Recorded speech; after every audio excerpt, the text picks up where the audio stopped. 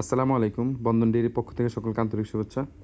আলহামদুলিল্লাহ আমরা এই মুহূর্তে আসলে আমাদের থার্ড যে শেডটা আছে ওই শেডে আমাদের যে বাছুরগুলো আছে সেই বাছুরগুলোকে আমরা কৃমি করাইতেছি। তো এটা হচ্ছে আমাদের আসলে বুস্টার ডোজ।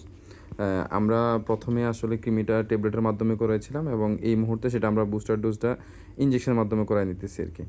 তো এই বাছুরগুলোর আমাদের বয়স হচ্ছে আপনার 2 মাস থেকে 5 মাসের মধ্যে। বিভিন্ন বয়সে আছে। কোনোটা আসলে ফার্স্ট টাইম কৃমি করানো হচ্ছে, কোনোটা আসলে সেকেন্ড টাইম কৃমি করানো হচ্ছে।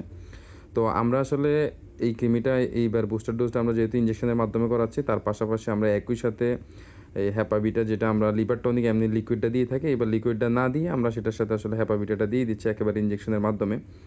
আর এর পাশাপাশি জিঙ্ক যেটা আছে সেটা আমরা ইনশাল্লাহ খাবারের সাথে দিয়ে সেই কোর্সটা সম্পূর্ণ করে নিব।